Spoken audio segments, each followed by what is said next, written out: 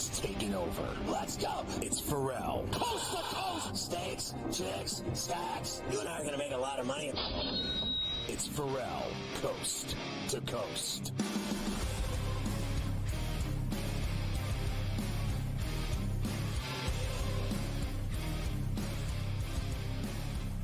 All right, Wyatt Thompson's our good friend, the voice of the Wildcats of Kansas State in Manhattan. Of course, you can follow him on X at CatVoiceWyatt, and they're coming off a big win over Oklahoma State on Saturday in the Little Apple. I have to ask you, though, Wyatt, you just told me that you called a series with the Royals and the Mets this year. You filled in and got to call the games. And what was your impression of doing it? And what did you think of the Mets when you saw them at that point? Because the Royals are a playoff team, and the Mets are 2 outs away. They're already 1 out in the bottom of the ninth. They're 2 outs away from being in the playoffs after that amazing Lindor home run, 2-run shot to give them the lead back at 8-7 over the Braves in Atlanta in a crazy game. Oh, crazy, crazy game indeed. When I saw them, I thought they have potential to be a solid team, no question about that. But the way they've played in the last couple of months, you got to tip their cap to them. They've been great. I gave them up for dead just a little while ago, and the next thing you know, they're up in the ninth. It's crazy how they fight. And I'm like you, Lindor is one of the best players in the game. It was a thrill doing that, filling in for Jake Eisenberg, and one of the coolest things I've done. And I've been a very lucky guy in this business for sure. So, Bobby Witt Jr. and Salvi and that Royals team, they made it for the first time since, I think, 17. Of course, they won it in 15. What's it been like to see them be good again?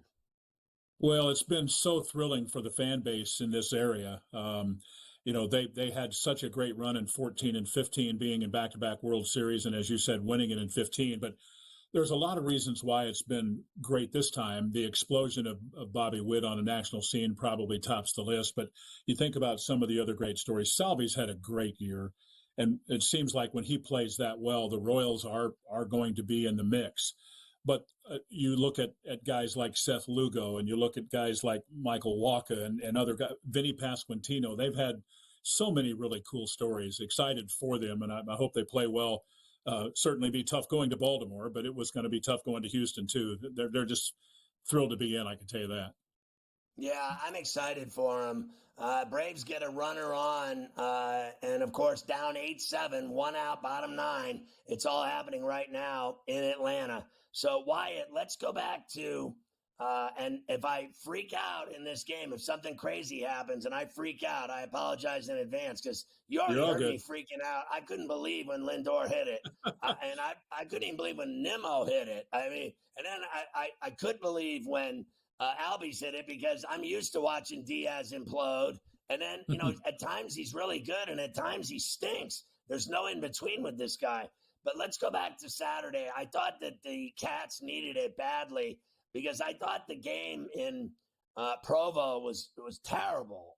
In a matter of minutes, it went from good to terrible. Just like this game, in a matter of minutes, it changed dramatically. 1 minute you guys are winning the game, it was like 6-3, and the next minute I'm watching a scoop and score. The next minute I'm watching a 99-yard crazy touchdown run on a punt, where the guy literally ran sideline to sideline and backwards. At one time, he ran backwards like 30 yards, and then he went forward 99 yards. I never see anything like it. And you were calling that play, and then from that point, they were dead. I mean, they got smoked in Provo. To see them react, because I was on them big time this week. I'm like, they're going to turn it around from that bad game in Provo. As sure as I'm sitting here, I'd hate to be playing them on Saturday in Manhattan, Kansas. And they came out and did exactly that. I thought Avery Johnson was great. Probably the best he's played in a very young career. He's a true sophomore, terrific talent, 4-star guy, big-time runner, but also people are starting to figure out he can dart it around a little bit too.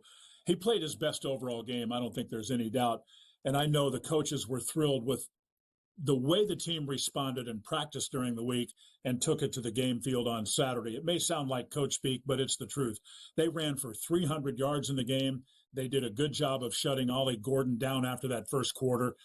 Nobody going into Saturday thought this was going to be a 42-20 game, but it certainly ended up being that way. K-State's playing a lot of guys. They've got a lot of good young players, but a terrific bounce-back win, 100% true.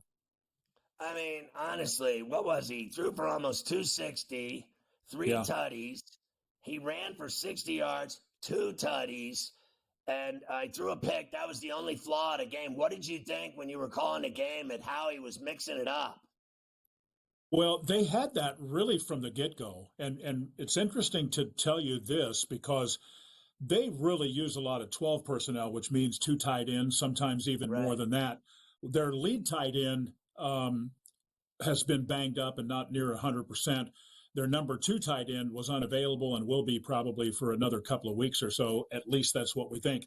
So what's the answer? Well, you either have to go a little bit deeper, and they did get a touchdown catch from that third guy, Will Ancio, but they spread the ball out and just said, okay, Avery, let's go. And so they were throwing it all around the yard from the get-go. It really opened up the run game because, as I said, they ran all over the place. They had 300 rushing yards against Oklahoma State. So overall, just a very, very fine bounce-back game. And I like this team. I like the league, but we got a long, long, long way to go, Scott.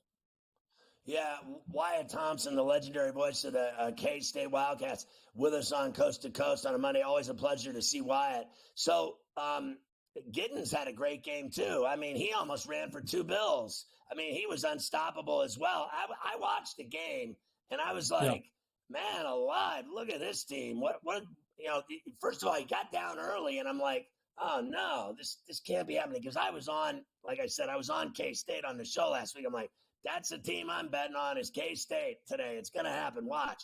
And sure enough, they get down early. What did you think when they got down early? Was there a pall in the stadium? Did you feel like it got a little quiet and everybody was like, oh, here we go again because of what happened the week before? Because some of the kids said after the game, I swear I heard them saying, we just didn't want that nightmare to happen again. Yeah, oh, for sure. But I don't think in this time there was any panic at all. I think they knew they had the potential to come back. They liked the game plan. As I mentioned, they practiced well, and they had 51,000 on their side for the most part. I think once K-State got that thing, kind of back manageable where it's a tight game, it was their game, honestly, because of just the plan. And you mentioned DJ, and I would encourage you to watch him again because, Scott, I'm going to be honest with you. He's the kind of guy, the more you watch him, the more you appreciate him. He's not known as one of the top 3 or 4 backs in this league, and I believe he probably is. He has more shake and wiggle to him than most people will know, but he is also a bruiser. He can run inside and out. He catches everything in sight. He's just a really, really talented, underrated player. I don't know if he has said 10 words to the media this year yet. He's just very quiet and unassuming until he gets those pads on, and then he becomes just a beast. A beast. He's tough. The Mets are celebrating. They won the game. They're dancing around on the field and partying and going crazy. They're in the playoffs. That's a done deal. The Wildcats, Wyatt, 600 yards of offense. But more importantly, as if that didn't happen, they were amazing. But I thought the defense, how they gave up the points early and then just shut off the faucet the remainder of the game. They just said, this is not your day in this stadium. You're going to have the worst day ever. You might as well just get on the bus, go to the plane, and go home. And they did that against the guy that won the Doak Walker last year, by the way, and averaged 6 yards a carry, Ollie Gordon. He had 72 yards in the first quarter, and I think 4 or 5 yards after that. K-State did a really good job of kind of taking some of that run game away and forcing Oklahoma State to be what I'll describe as one-dimensional because they threw the ball 50 times. That's a lot. They throw the ball a lot, but 50 is probably more than they want to do it. They want to make their living with Ollie Gordon running the football. They just really couldn't do it. K-State's defense really has been rock solid. I said going into the year that it would lead them through the first month of the season. I believe that has played out. They've got some really good players over there. Been really, really solid, especially against the run. Well, good luck in Boulder on the 12th. That's the next big game for the Wildcats. Always good to see you, Wyatt. Thank you, my man. You too.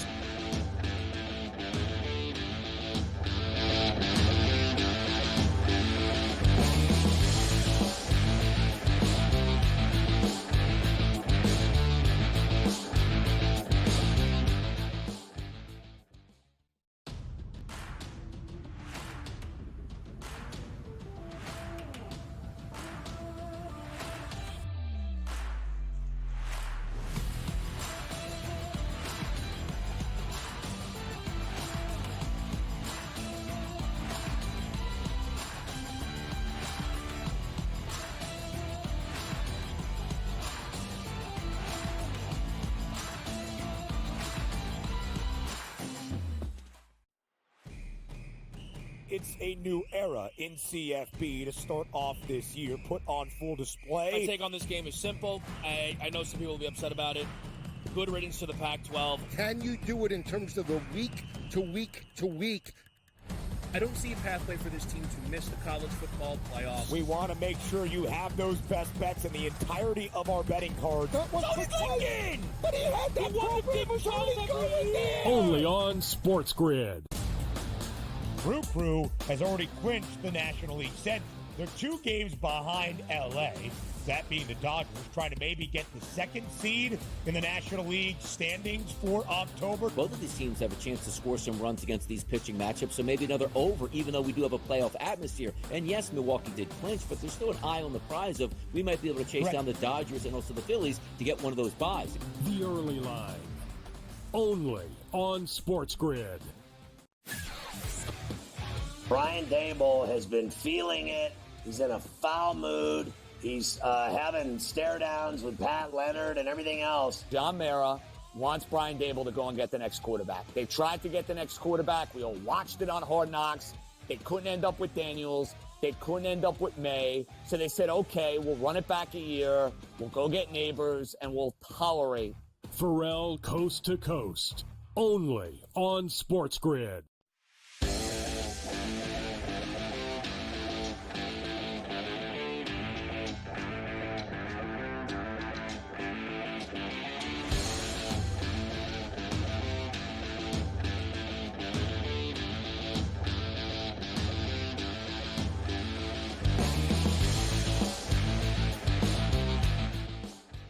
Wow, is all I have to say. The Mets won that game, Carver High, 8-7. That was the best baseball game I saw the entire year.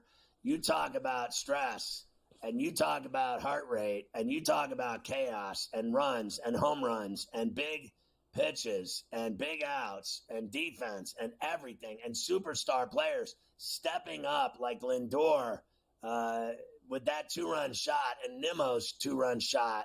I mean, it was just absolutely surreal, that game. Like, Mafia's over here. He needs a drink. I mean, literally, I am sweating. That was the great – I'm sitting here interviewing this guy, the announcer, Wyatt Thompson from Kansas State, and, like, even he had called Royals Mets. I couldn't believe that. And then I'm sitting there. I could barely talk to him because all I wanted to do was look at the TV and watch the Mets. And – I got to give him credit. I have said to you a million times on this show over the last 2 months, I go, this is a playoff team. You do not want to play this team. They are tough. And I'm a Yankee fan, and I don't like the Mets, and I never have. I hate them my entire life. I hate the Mets. But I was rooting for them, not only today, but down the stretch, because I have always said to you, I think good teams are what make the playoffs great in October. I want the best teams, the hottest teams in. Not some team like the Twins, frankly, or the Diamondbacks that kind of, frankly, back their way in. That just, let's face facts. Over the last 3 weeks, the Diamondbacks have sucked, and the Twins have sucked worse. I didn't think either one of them should have been in the playoffs. I wanted the Tigers in, the Royals in. I wanted the Mets in. I'm mad, frankly, that the Braves are almost in. They have to win game 2, or the Diamondbacks go. And I hate the Braves. So I'll be honest with you. I'd rather see the Diamondbacks in the playoffs than the Braves. I would love nothing more than to see the Mets win game 2. I'm not feeling it, but I would like to see it, to be honest with you.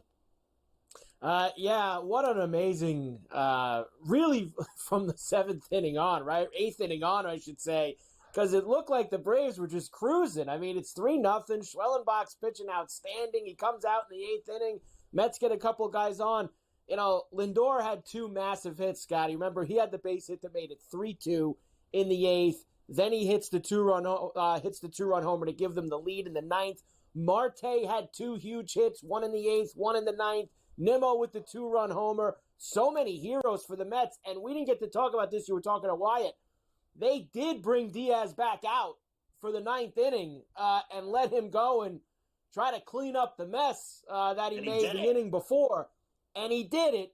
Got sticky. They got the guy to second base, but Diaz was able to shut the door, and he throws 40 pitches. They probably don't have him tomorrow, but you know what? You got to get to tomorrow. So that's a huge win for the Mets, who now do not have the pressure in game number 2. So here is the scenario, Scotty, for this game. Mets win game number 2. They go on a plane to San Diego to play the Padres, and the Diamondbacks will go to Milwaukee. If the Braves win the second game of the doubleheader, they will go to San Diego, and the Mets will take the shorter flight to Milwaukee. For both of them have to play a game 1 tomorrow night. So nobody gets a day off tomorrow, no matter who wins here, Scotty. So the Mets just lost 2 of 3 in Milwaukee, is that right? Yes, they did. This past weekend, they lost 2 out of 3 in Milwaukee, so they would be heading back. I think the Padres, either or, I think they're both better. Look, I think the Brewers and Padres are both better teams overall, but I think the Mets, there's something about them, man. You do not want to play this team. I am telling you, they are as tough as anything I've seen. This guy Lindor, what a freak of nature he is. I mean, honestly, they have him locked up, right? Like, this guy's a Met for a long time. Oh, yeah. A long time. He's the face of the franchise.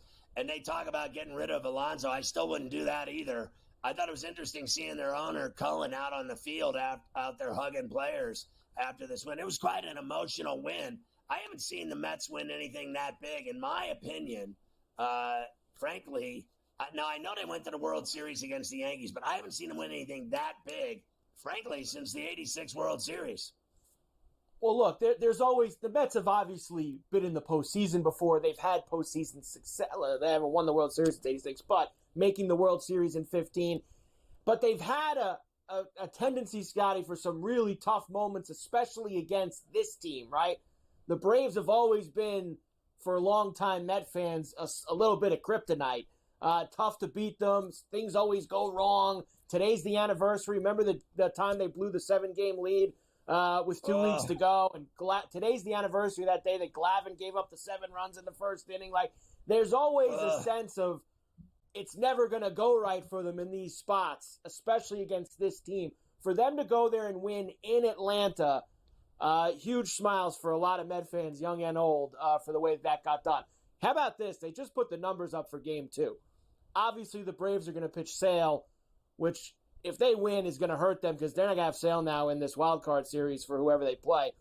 They have the Braves listed as minus 450 for game number 2, Scotty. Minus 450. The Mets are plus 350 with a 7.5 total. They've taken Severino off as the probable starter. It now says to be determined for the Mets. But, man, that is a lot of lumber. We didn't see too many games get that high this year. You got the Braves at minus 450 in the second game of this doubleheader. Am I really crazy not to put $50 down on the Mets? I think we got to at least see who's in the lineup first. Who are they sending out there for this second game? Sale, you would think, is gonna mow them down. I mean, it's a big. Hey, listen, I know Sale's had a great year, Scotty, a great year, but we've seen it in the past. Sometimes guys go out there and they don't have it. You never know. Any day in baseball, and it's not out of the question, especially with what you just saw here in the last hour and 20 minutes. Are you kidding Minus me? 450 is some heavy lumber, man. That is some heavy lumber for a team that just blew a lead twice and is going to be super tight out there, knowing that they have to win. And has no bullpen whatsoever remaining. And they use their best relievers. They need Sale to have a monster performance. And if he don't got it, that's going to be very tricky for them. So maybe when we a come small back, play. we'll finally start hitting the NFL pain data from yesterday. Rip It through took it us all. a while to get through this baseball game.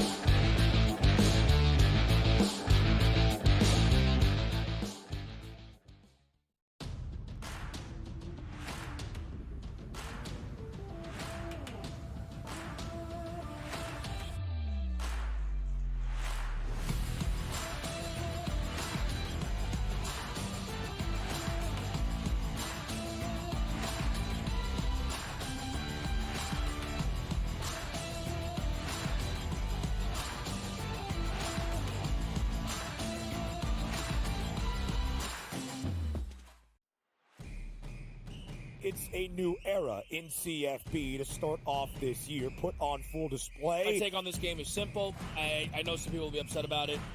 Good riddance to the Pac-12. Can you do it in terms of the week to week to week? I don't see a pathway for this team to miss the college football playoffs. We want to make sure you have those best bets in the entirety of our betting cards. That was clicking! But he had that program really going there! Only on SportsGrid. Crew has already clinched the National League Central. They're 2 games behind LA, that being the Dodgers, trying to maybe get the second seed in the National League standings for October. Both of these teams have a chance to score some runs against these pitching matchups, so maybe another over, even though we do have a playoff atmosphere. And yes, Milwaukee did clinch, but there's still an eye on the prize of we might be able to chase down the Dodgers and also the Phillies to get one of those buys. The early line. Only on SportsGrid. Brian Dable has been feeling it. He's in a foul mood. He's having stare downs with Pat Leonard and everything else. John Mara wants Brian Dable to go and get the next quarterback. They tried to get the next quarterback. We all watched it on Hard Knocks. They couldn't end up with Daniels. They couldn't end up with May. So they said, okay, we'll run it back a year. We'll go get neighbors, and we'll tolerate. Ferrall Coast to Coast. Only on SportsGrid.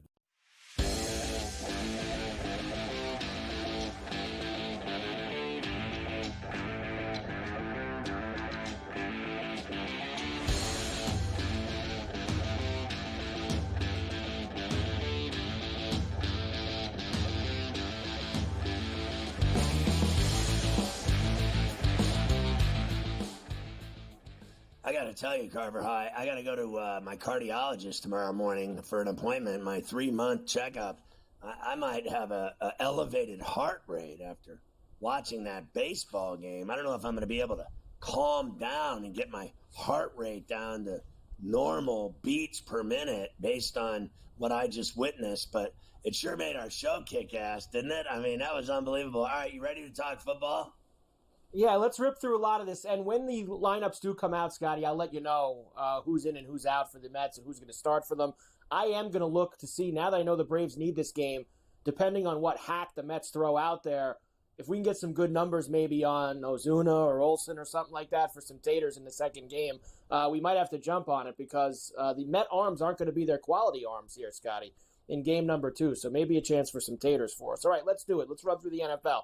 Colts beat the Steelers 27-24. We mentioned it earlier at the start of the show. Of course, Scotty, Steelers got down early in this game. They did fight all the way back, had a chance, had the ball, but turnovers did them in a couple, especially those few fumbles by Fields. Here's Tomlin afterwards, Scotty. Let's just say wasn't really, didn't have much to say.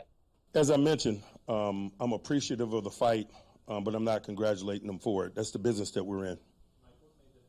Get off the field on 3rd down. You know, I thought they had some nice things going with downs, in particular, some option routes. I thought, in particular, I thought we got comfortable there in the 3rd quarter. When you work all week to defend Richardson and then you get Flacco, it's a little bit different, and it probably took us a little too long to adapt and adjust in some areas. How did you think Justin played? Again, I appreciate his fight, but he and we were a little bit sloppy at times, too sloppy to comfortably secure victory.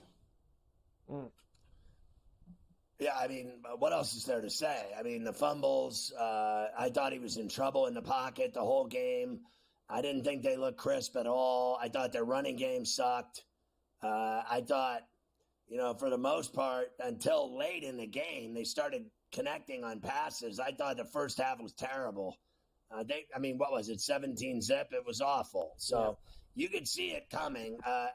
I'll give them this. They came back, and they made it a game, and they had a chance. Not only did they have a chance to tie it, they had a chance to win that game because they had moved down the field and scored with ease.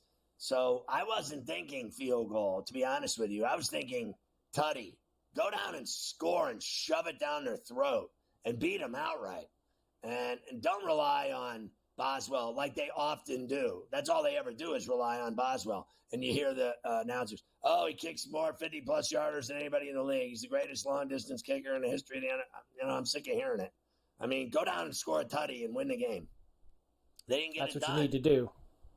Yeah, this next one, you talk about being over early. I kind of had a feeling from the first offensive play that the Ravens ran on Sunday night, Scotty, that things weren't going to go well for the Bills in Baltimore on Sunday Night Football. Derrick Henry to the house on Westwood One Sports. 1st and 10, Ravens at their own 13, moving right to left. Pistol formation, Henry the back behind Jackson. 2 receivers to the left. Here's a handoff. Henry outside the right hash. 15, 20, 25, 30. There goes Henry. Out to midfield. Buffalo 40. Far sideline 30. Henry to the 20. 15, 10-5. Touchdown Ravens. Derrick Henry on the opening play goes 87 yards, and the Ravens have taken a 6-0 lead. You think people are going to finally stop talking about King Henry being washed as he outran the entire Buffalo Bills back end? I mean, he outraced all of them. He outraced all of them. He always, for whatever reason, destroys the Bills. He did it in Tennessee, and now he's doing it in Baltimore. 2 things quickly I'll say to you about the Bills. Really 3. Number 1, look, I told you last week, I thought this was going to be a very difficult spot for them. I thought they could get blown out. I thought it was a lot uglier than I thought it was going to be. You saw the blueprint on how to beat them. The Bills have a very small defensive line. Ravens came in tough, physical. They pushed the ball down their throat. Henry ran for 199 yards. Not good. And Gabe brought this up to you, and I was going to too. McDermott gets a little too weird with his decisions. He changed that game a couple times in terms of not going for it on 4th down, Scotty. And when they did get juice in the game in the second half, 21-10, why they ran that dopey trick play that almost got Allen killed, I have no idea. I didn't think Allen played that bad, but the play calling was stupid. Fair enough. And, I mean, how many years has he been there now? McDermott, 8 years. 8 years for McDermott in Buffalo. That's, better than everyone before. I mean, that's a hell of a run. 8 years in the NFL. You last 8 years, that's 2 deals, basically.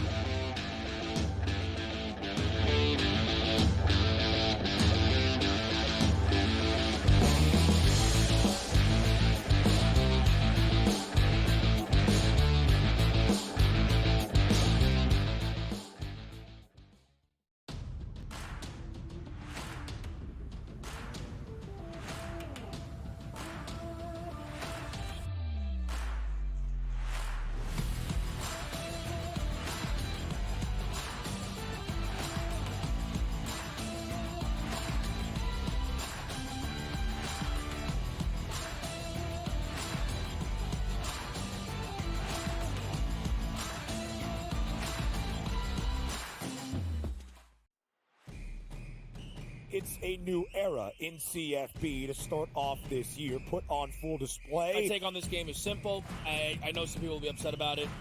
Good riddance to the Pac-12. Can you do it in terms of the week to week to week?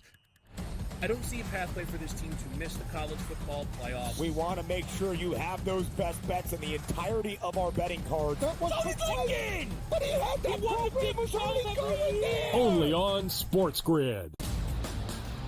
Crew has already clinched the National League. Said they're 2 games behind L.A., that being the Dodgers, trying to maybe get the 2nd seed in the National League standings for October. Both of these teams have a chance to score some runs against these pitching matchups, so maybe another over, even though we do have a playoff atmosphere. And yes, Milwaukee did clinch, but there's still an eye on the prize of we might be able to chase down the Dodgers and also the Phillies to get one of those buys. The early line, only on SportsGrid. Brian Dable has been feeling it. He's in a foul mood.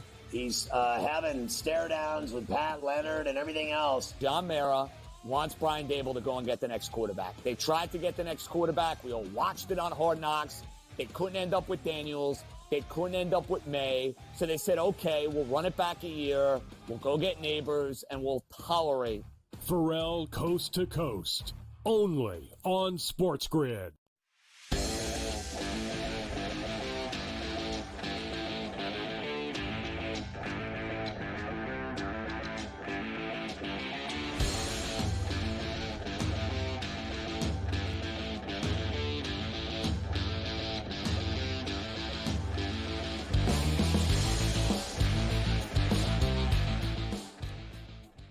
All right, so Luke, I am your father, is trying to train me, Carver High, on how to follow my heart rate on my whoop on my wrist for when I'm watching sports and I'm going over the limit and then I'm potentially on the verge of another heart attack.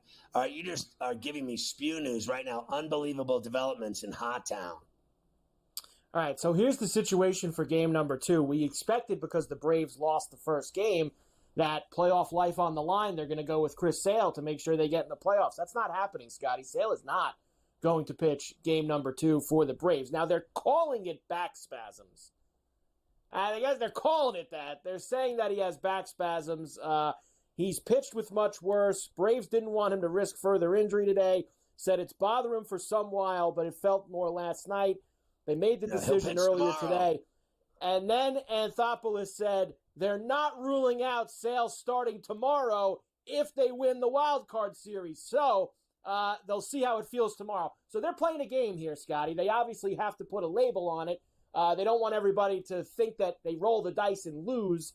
They can say, why the hell didn't you start Sale? They're going to put this back thing, say that's why Sale didn't start, hope they win the game anyway, and then they can magically start Sale game 1 in San Diego tomorrow night if they win. I don't mind it, Scotty, because, look, if you do win with Sale today, how are they going to beat San Diego in a 3-game series with no Sale in any of the 3 games? I'd say it's going to be pretty tough.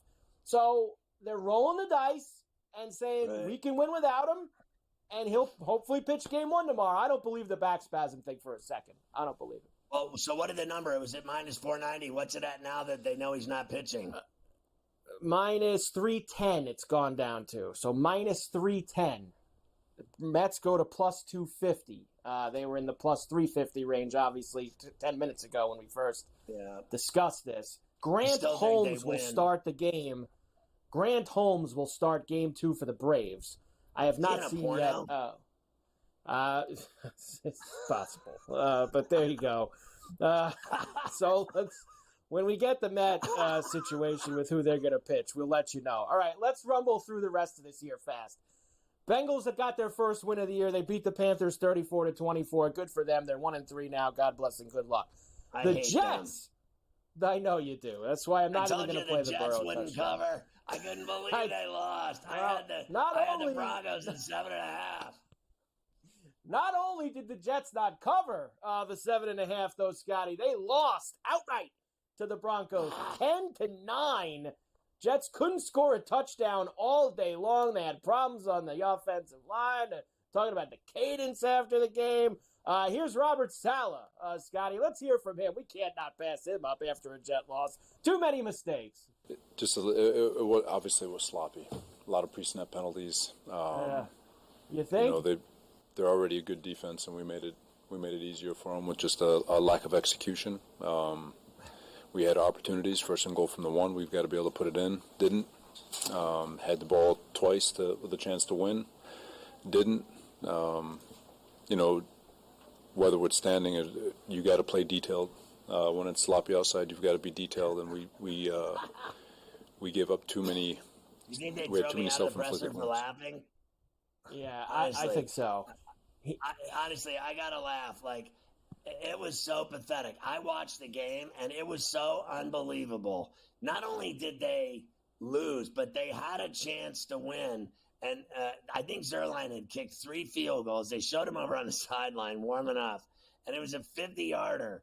And I just couldn't believe my eyes when he shot it. It was all the way to the right. I mean, he missed everything. He went wide right, and they lost. I just couldn't believe what I was watching. They had every chance. They should have lost the first time, and then they get the ball back because, you know, Lutz had missed, and then they get the ball back, and they still lose. I mean, you can't even make this stuff up, and they were favored by 7.5. I guarantee you that wiped out the rest of that Circa Survivor. Everybody was on the Jets to beat them. It actually wasn't that bad, I saw. The Niners were the big pick yesterday, it seemed like. Of the few that are left in that thing, it seemed like the Niners had the most. But there were some Jets. Who's left on the dais to pick the rest of the way? Everyone has used up all the good teams in the NFL. They're used up. Well, No, I mean, you're only 3 or 4 weeks in. You really, that's the thing. There's so many people out that you should have a lot of teams left to use because you've only gotten through 3 or 4 weeks. So that's going to be very interesting moving forward. There was one scary moment in that game, Sky. How about the Bronco running back, Tyler Batty, who collapsed on the sideline during the game, and he got stretchered off. Good news for you with that. He did return with the team, back with the team in Denver. Very positive. Suffered a back injury, may land on IR, but there's a chance he could be back. So that's some good news that came out of that. Vikings beat the Packers 31-29. They built a 28-0 lead in this game, Scotty, and then had to hold on as the Packers had a huge rally at the end. But the Vikings now 4-0 as they head to London this week to play Salah and the Jets, who we were just talking about. Vikings-Jets in London on Sunday morning for us. I mean, let's just face facts. The Vikings are better than the Jets. I mean, let's just face it. They look fantastic offensively. And the Jets, they have Aaron Rodgers, and they still look like crap. Like, they looked like crap yesterday. You can blame the rain. You can blame your mother. I don't care who you blame. They couldn't move the ball and score against Denver. That's it. And then you got this other team who just scores at will. I mean, I'm surprised you're up 28-0. You don't just cut their throat and go up 35. Like, what are you doing letting them back in the game? But I'll say this. They gave all that money to Love. I mean, a ton of money to Love, right? And, so what if he threw garbage time touchdowns? They don't look good. He did nothing to make them better. At home, in Lambeau, I thought he looked average at best. He certainly did. Falcons beat the Saints 26-24. The Falcons actually scored 26 points, Scotty, and they didn't have an offensive touchdown, believe it or not. No offensive touchdown. They had a special teams touchdown, they had a defensive touchdown, and then they had 4 field goals from Koo, including the game winner, which was 58 yards. So a big win by the Falcons. Let's hear the game winner from Koo on Fox from Kenny Albert. Younghoe Koo from 58.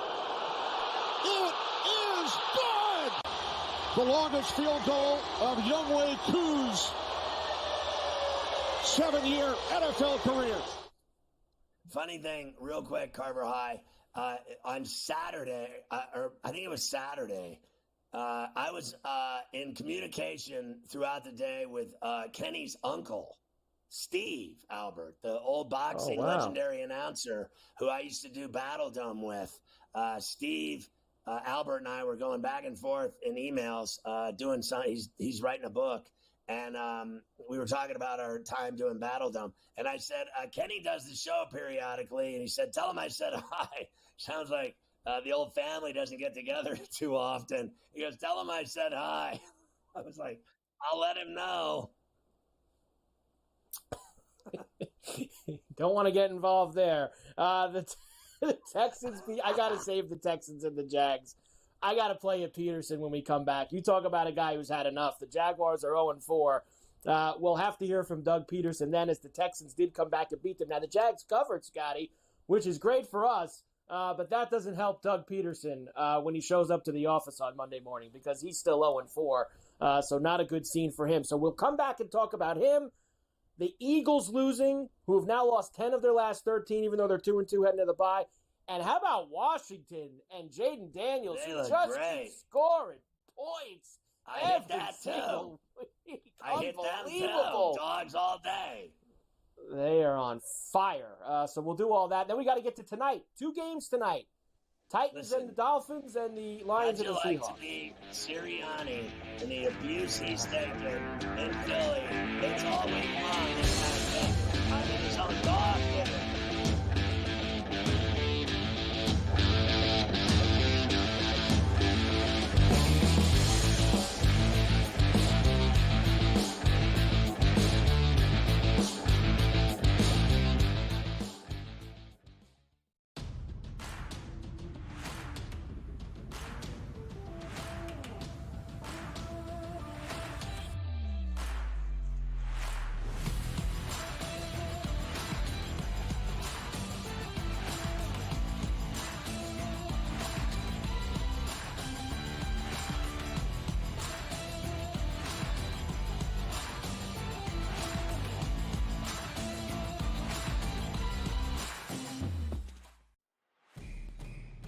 it's a new era in CFB to start off this year, put on full display. My take on this game is simple. I know some people will be upset about it.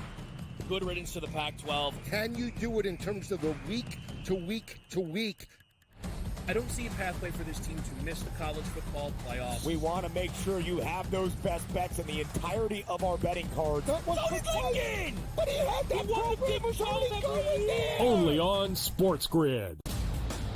Crew has already clinched the National League. Said they're 2 games behind LA.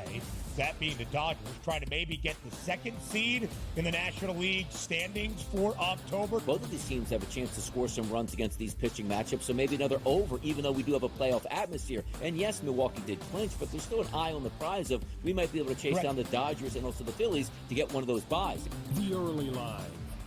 Only on SportsGrid. Brian Dable has been feeling it. He's in a foul mood. He's having stare downs with Pat Leonard and everything else. John Mara wants Brian Dable to go and get the next quarterback. They tried to get the next quarterback. We all watched it on Hard Knocks.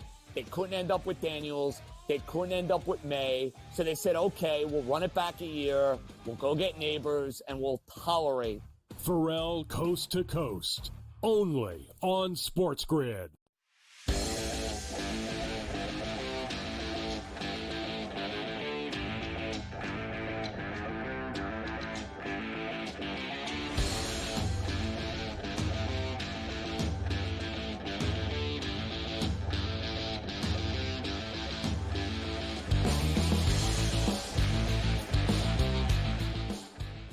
All right, so they got me doing this here, Carver High. I'm doing the whoop, monitoring my heart activity during the Braves-Mets game 2. So if it starts at 4:50, when's it going to end, do you think, by 7?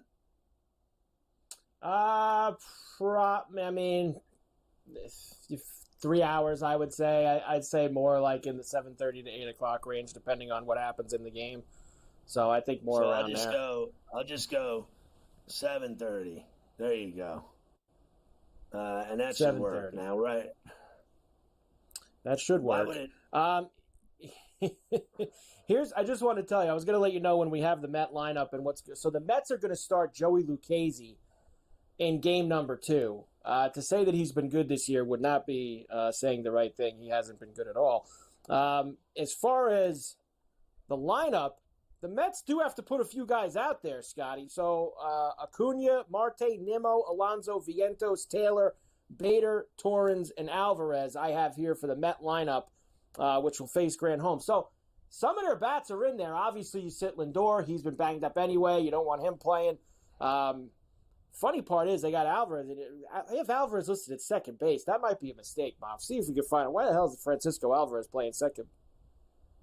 He got, is that right? Is that what okay, there you go. So that's, by the way, that's on ESPN right there because they have the wrong Alvarez listed on their lineup. So nice job by them. So they'll start, Scotty, in about 5 minutes, first pitch, game 2. And I put in for Soler at plus 400 against the lefty Lucchesi, and I'm trying to find a decent number on maybe Ozuna to try to get him in the mix as well here for game number 2. Okay, let's continue on here. I told you I wanted to play you Peterson. So the Jags lost their 0-4.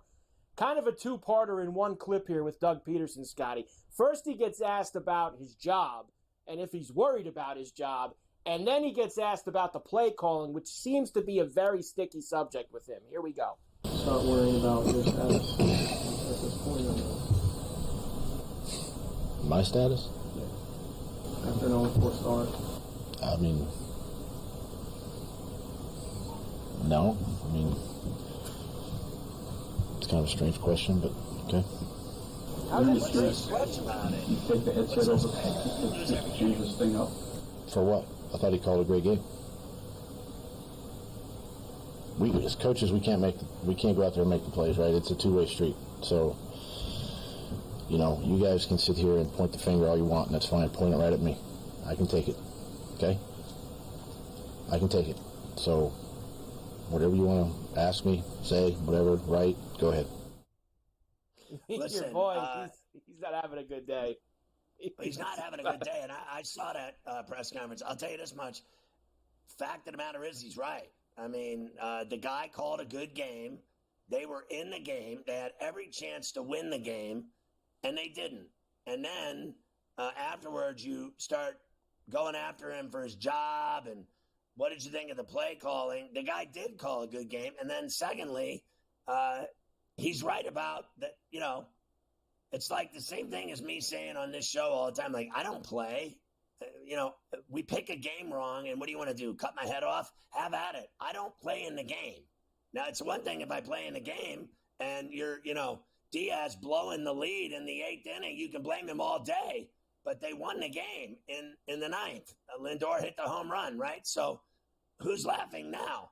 The players play. They execute. They make the game go. Not, these coaches call plays. The players execute. If they don't get it done, at some point, you have to blame them too.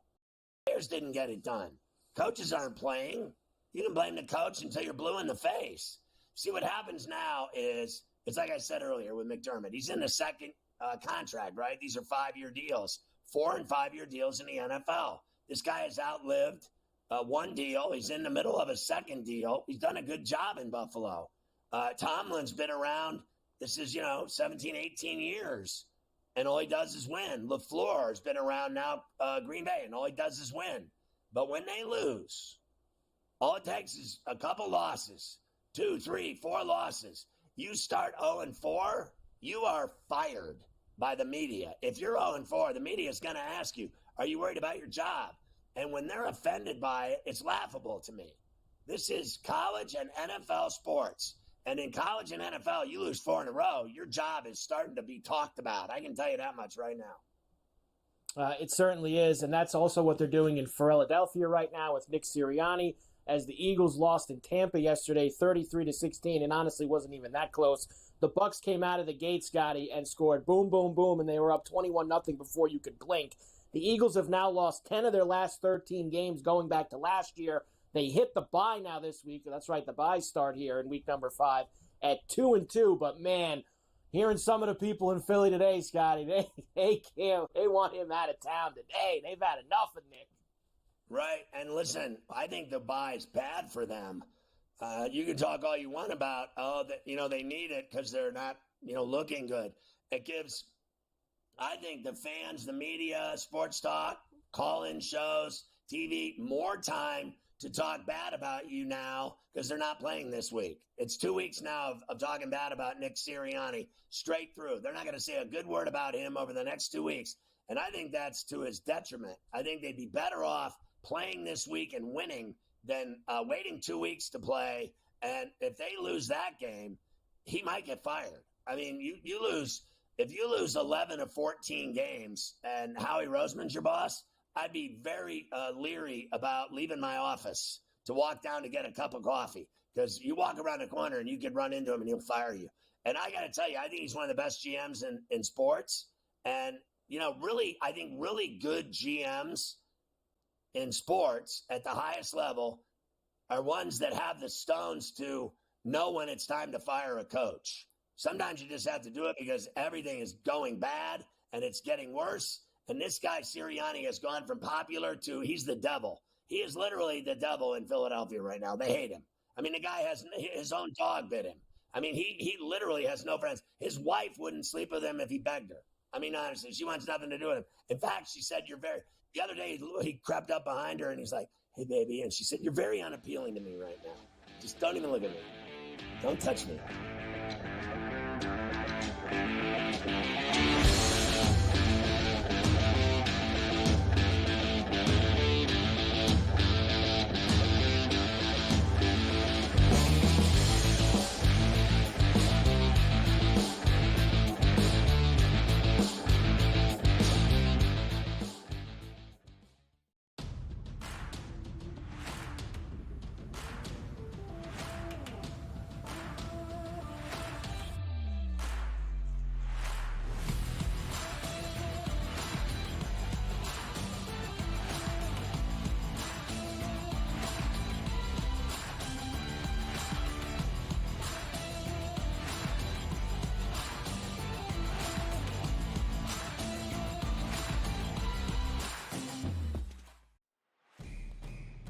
it's a new era in CFB to start off this year, put on full display. My take on this game is simple. I know some people will be upset about it. Good riddance to the Pac-12. Can you do it in terms of the week to week to week? I don't see a pathway for this team to miss the college football playoff. We want to make sure you have those best bets in the entirety of our betting cards. That was cooking! But he had that program was already going there! Only on SportsGrid.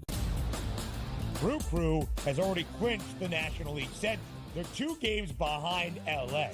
That being the Dodgers, trying to maybe get the 2nd seed in the National League standings for October. Both of these teams have a chance to score some runs against these pitching matchups, so maybe another over, even though we do have a playoff atmosphere. And yes, Milwaukee did clinch, but there's still an eye on the prize of we might be able to chase down the Dodgers and also the Phillies to get one of those buys. The early line. Only on SportsGrid. Brian Dable has been feeling it. He's in a foul mood. He's having stare-downs with Pat Leonard and everything else. John Mara wants Brian Dable to go and get the next quarterback. They tried to get the next quarterback. We all watched it on Hard Knocks. They couldn't end up with Daniels. They couldn't end up with May. So they said, okay, we'll run it back a year. We'll go get neighbors, and we'll tolerate. Ferrall Coast to Coast. Only on SportsGrid.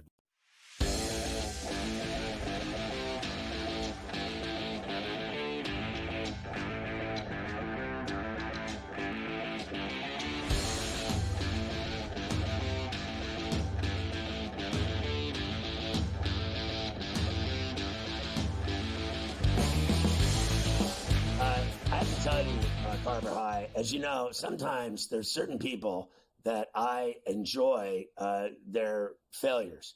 I don't enjoy particularly watching you or Mafia suffer, except when the Islanders are playing.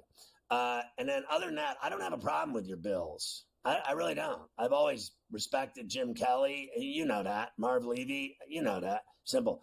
Mafia's team sucks so bad, I don't have to worry about his failings. The only time I ever went up against him, I think it was the AFC title game or something like that with Mark Sanchez and Franchise Sanchez, whatever they called him, Sanchez, whatever his name was. Sanchez. So that was the only time I ever went against him. But I have a friend who's a Philadelphia Eagle and Phillies fan, and Mafia knows who it is, and I hate him. And honestly, he never shuts the F up about, this guy, he is so bizarre about his teams. He literally thinks, I'm not kidding, that they should win every single game they play. Every game, every day, always, every year, nonstop, just Phillies and Eagles. That's all I ever hear about is the Phillies and Eagles. And he even rubs it in my son's face. He's like, he'll rub it in his face. He's like, yeah, I'm a Pirate fan. Pirates sing. The Eagles kill the Pirates. There is nothing better for me than watching them bend over and take it right now and lose 10 of 13, and their coach is hanging by a thread.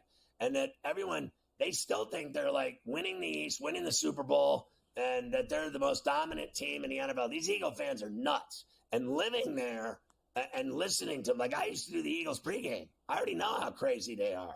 I used to live in Philly and do the Eagles pregame show on the radio, and I've seen them. They think, they're nuts. So they have turned on this guy so badly. I think it's too late for him.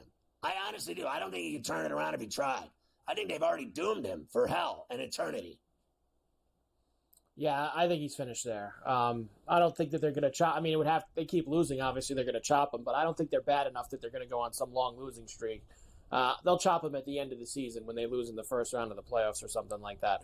All right, let me get through all this because I want to start the top of the hour with the games tonight. Bears beat the Rams 24-18, so the Bears go to 2-2 now.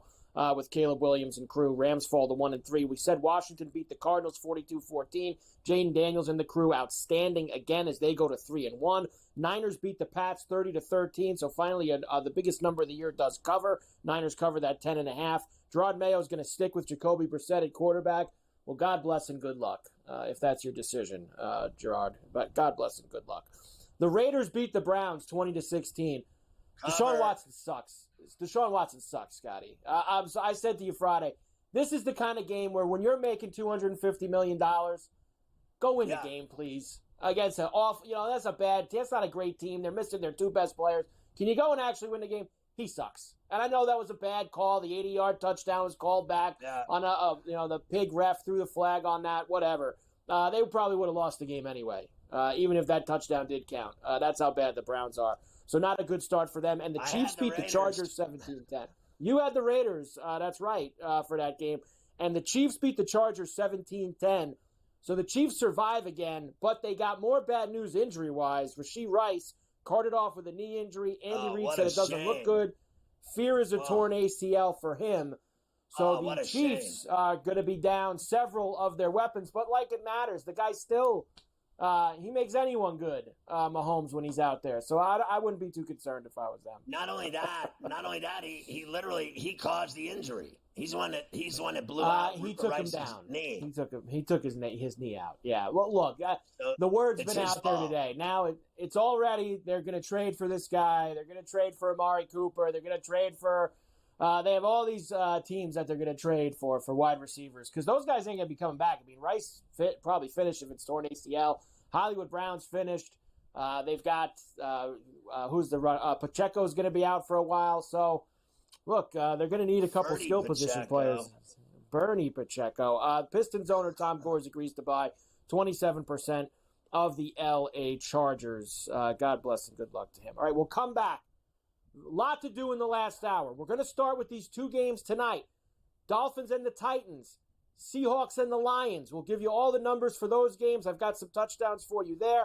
We haven't talked about this Alabama-Georgia game yet, which was unbelievable on Saturday night. How about Miami surviving on Friday night with that ridiculous? What was going on with the play at the end? I couldn't believe all that was happening at the end of that Miami Va-Tech game. So we have all that to do as well, and we have the Mets and Braves going on game 2.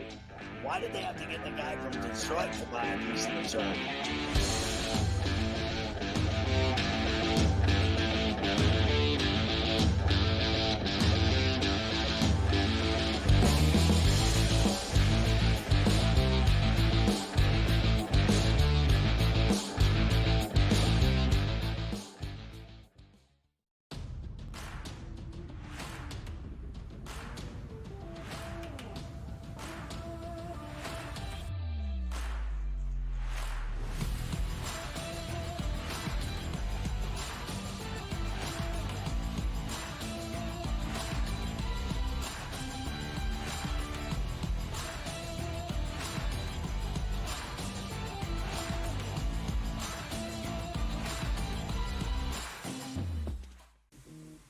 Right here with you on Pro Football Today on SportsGrid. Odds in motion, trying to see what lines have moved throughout the week. Never felt more comfortable in this set than I do for this year. I'm ready. I'm just getting angry. The hot takes are going to be here all long, people.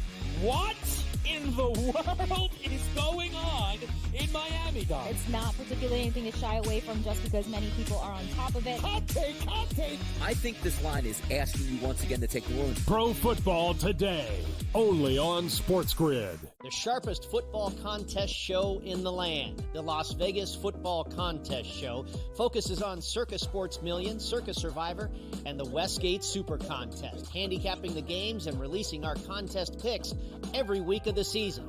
With 2 former Super Contest winners, Brady Cannon and James Salinas, a former NFL player, Mike Pritchard, and over $1 million in contest prize money won combined, the Las Vegas Football Contest Show will have you prepared this season like none other. There is going to be an energy to game time decisions that you will feel night in and night out. We're going to go through every single thing, and I've got a great team behind me that's going to help me get the job done. I want this to be the place that people come to. We are going to hit every single one of those markets that you need to know about. There is not going to be a better place, I promise you, than Game Time Decisions. We will have everything at our disposal, and we will use that to our advantage. I'm Kevin Walsh. Tune into Game Time Decisions from 6 to 8 p.m. Eastern on SportsGrid.